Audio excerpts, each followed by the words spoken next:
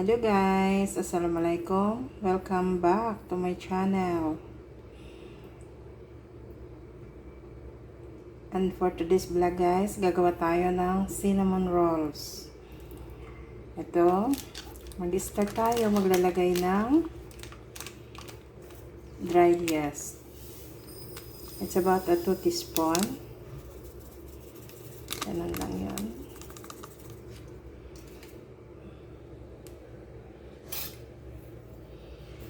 And 1 tablespoon of sugar.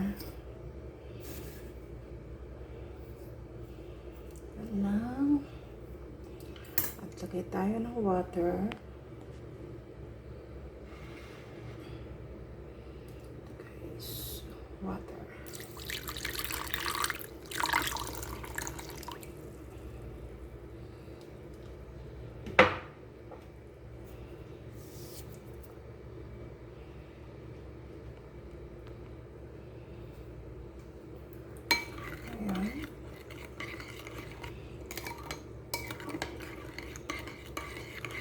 So guys, para tingnan natin kung maayos yung ating dry yeast.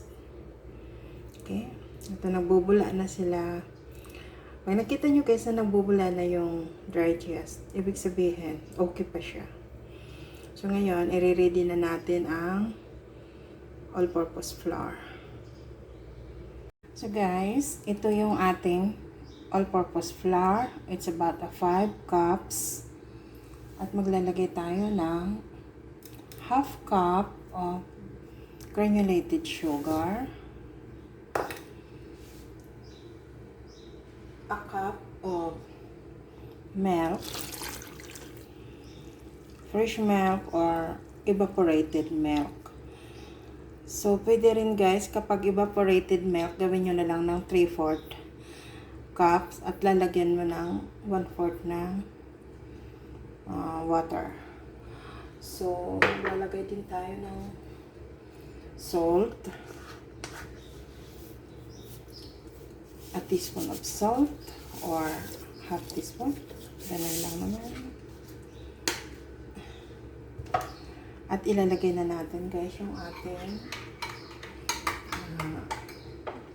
dry yeast. Ayun. Ganyan lang. At ito, ilalagay natin guys, 2 eggs. Ayan. Pagsama-samahin na natin.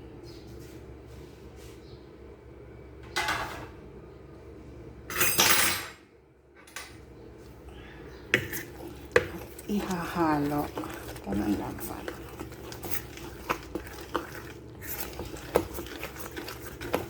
Napaka-easy lang naman guys ang cinnamon rolls. Request ng aking girl. Ginagawa ka mama ng cinnamon rolls. So, ganun lang ito guys. Pag-mix natin. Oh my gosh. Tinatamad na ako guys magbukas ng mixer. So, mano-mano na lang tayo. Tsaka exercise umaga, diba? Ganun lang yun. At maglalagay pa tayo guys dito ng half cup of butter or pwede rin yogurt, 3/4 cup. So, guys, ito nga, I'm adding to a half cup of yogurt.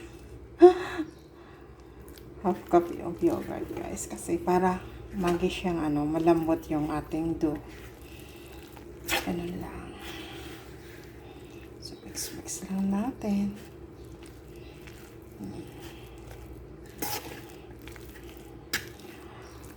Exercise na ito guys kasi umagang-umaga ngayon. It's about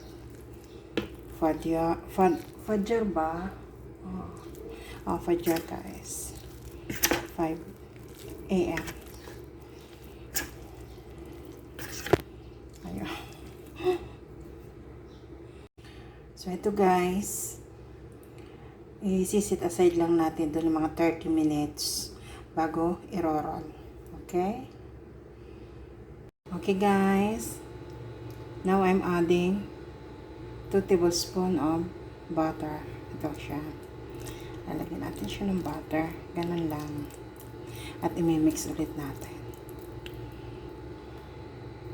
So, ito guys, na ilagay ko na yung butter.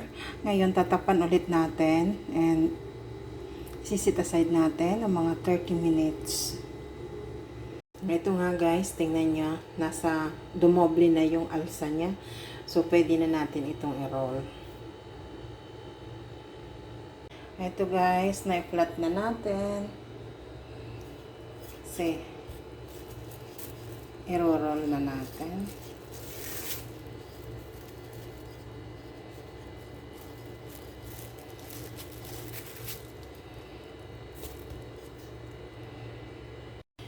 Ito guys, na-spread ko na yung butter. At ngayon, ilalagay na natin yung brown sugar. Guys, lagay na natin yung brown sugar.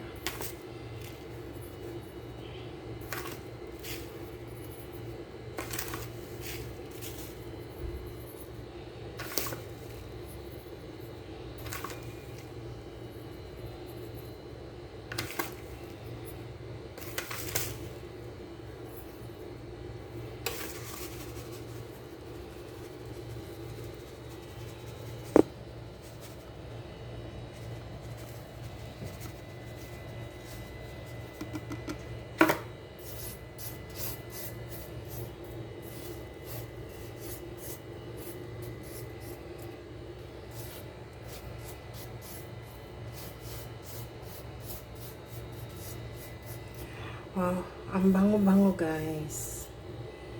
Napakabango niya. At lalagyan na natin ng cinnamon. Parang kulang kasi ang cinnamon. Gusto ko guys na ito maraming cinnamon powder. Oh. Ako. At lalagyan ulit natin ng ito. Daming sugar. Brown sugar lang naman to guys. At saka organic. Yung sugar ito guys ng coconut sugar.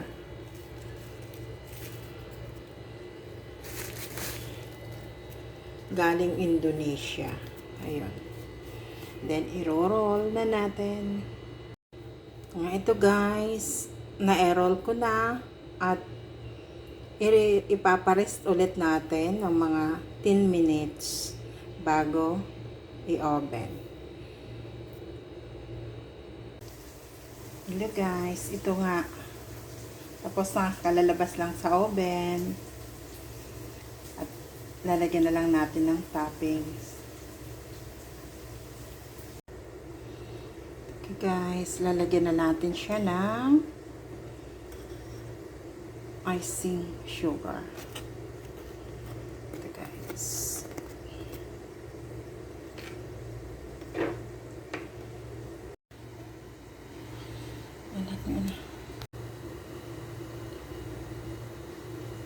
Hello guys, ito na yung ating finished product. Tapos na. Sarap guys. Diba ang dali-dali? Saka ang lalaki guys. 6 pieces lang yung naipasok sa isang tray. Napakalaki nila. Kita mo. Ang lalaki. So ito guys. Hanggang sa muli. Don't forget to subscribe, like, comments, and share. At thank you sa lahat ng aking mga subscriber, mga old subscriber, at saka yung new subscriber. Thank you so much. At sa mga magaganda nyong comments, thank you po.